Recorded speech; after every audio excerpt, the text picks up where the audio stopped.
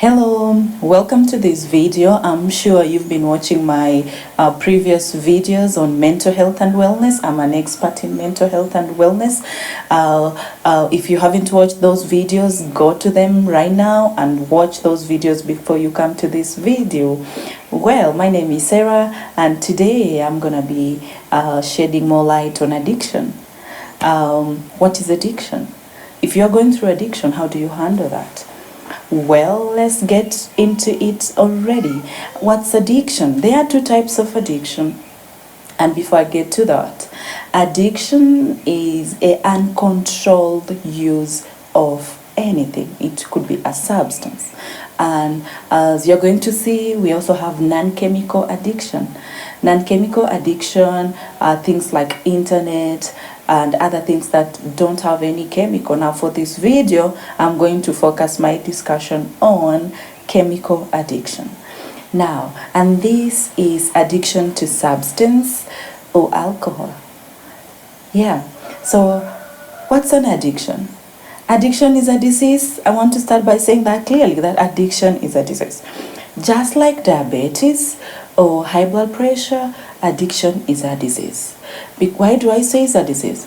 At some level, as you're going to see in this video, your body will be dependent on the substance, and in that case, you need a therapist, you need a professional, an expert to help you get out of it. So there are stages of addiction.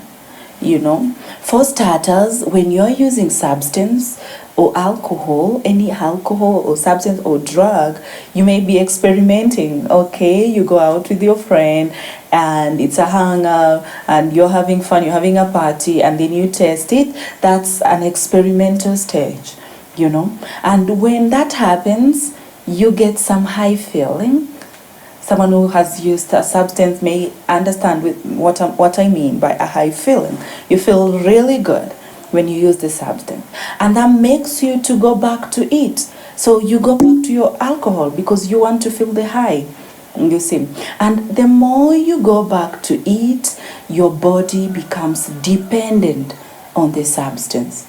Now, when the body becomes dependent on the substance, then that's when the addiction sets in. Because it's no longer about you to leave the substance. Your body is dependent on it. If you wake up in the morning and you don't take your marijuana, then you're going to behave in a way that will make you uncomfortable.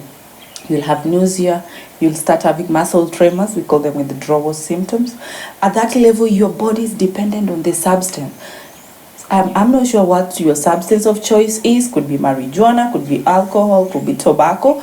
So once your body is dependent on the substance, you are addicted. You have an addiction. You have a disease. And you need an expert to help you out of it. There are things that you can do in your own ability to improve your situation, but believe me, you need an expert to walk the journey with you. So I'm going to mention some of the things that you can do alone to improve the condition, because many people send to me questions and they say, my brother tried to stop using marijuana and I'm frustrated because they are back to it. It's not their choice. They are dependent on it. The body is dependent on it. So they are getting a pull. Their body is pulling them to the substance and they have no choice. They just have to take it. Someone could be a doctor, but they have to take marijuana before they go to a surgery room, you see, because their body is dependent on it. For them to function normally, they have to use it. So when you come to therapy, we may put you in a detoxification process to allow the poison within you to get up. Because what happens when you're dependent on the substance, the body keeps on getting it. This thing is poisonous to your body, and if you don't get treatment, addiction is fatal. You can die from the substance, because the more you put poison in your body is your body, and over time it wears out It eats your body. If it's your liver, you develop diseases like liver cirrhosis, you see. So those are things that make us as therapists to say that you need to find help and rescue your body from dying. I've explained the process of addiction from the experimental stage to where your body is dependent on it and now you're addicted to it, and the end result will be death because you're pumping poison to your body. You need to know that. Some people, when they are told go for treatment, they say, well, this is my body, I have not hurt you, this is mine. This is mine, you protect it, it's mine. But you don't know that it's poison that you're putting in your body, and at the end result of it is death. So now, when you're dependent on substance, you need help. And I'm going to teach you some things that you can do wherever you are there at home to try and improve your situation, to try and make efforts to stay off it. You know, but today what you're learning from this video is that help is available and that you need help. You need to come to therapy. You need to book a session with me. Now, there are things that you need to learn. When you come to session, to a therapy session, you learn about relapse. You learn about triggers to the addiction. And you will learn more how to cope with withdrawal symptoms, because withdrawal symptoms, they are terrible. They don't feel good. You wake up in the morning today and you say, I'm going to leave marijuana. I'm going to leave this tobacco. I won't smoke again. And in the next minute, you're having nausea and you're trembling. Your body is crazy. You're supposed to go to work. You see, it's terrible. It's overwhelming. So you need help. Some of the things that you can do at home is to, if you want to stay off the substance, if it's tobacco, we advise you to use a placebo. A placebo is another substance that's not addictive that could substitute the tobacco. It gives you a feeling that you're smoking, but it has nothing, so it's less harmful. Another thing that you can do is to start reducing the quantity of the substance that you take. If you normally smoke 10 packets, I want you to start lessening that. I want you to reduce that to 9, then you can do that to 6, you can do that to 5, and to 1, and to only 1. And when you feel overwhelming feeling, just come to my website and book a session with me, and we shall talk about that.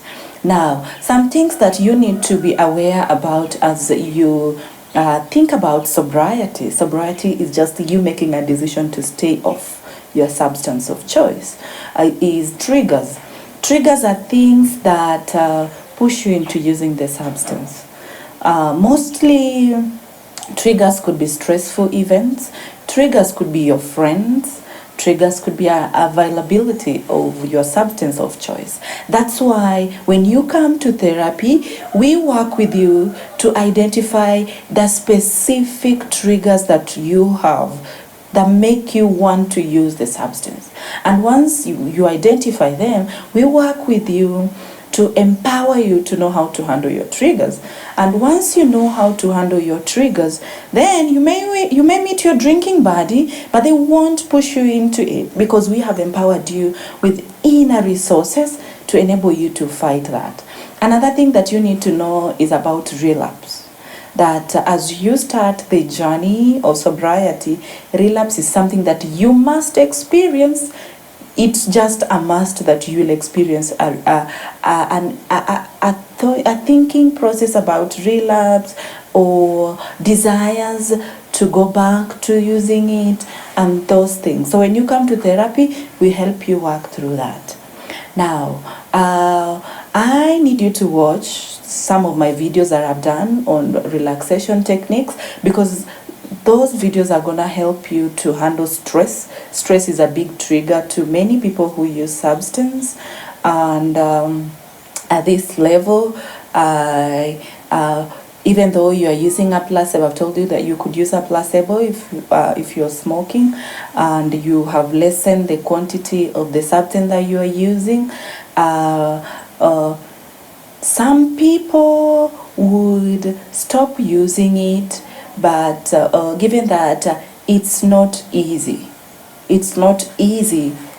to go through the withdrawal symptoms without therapy.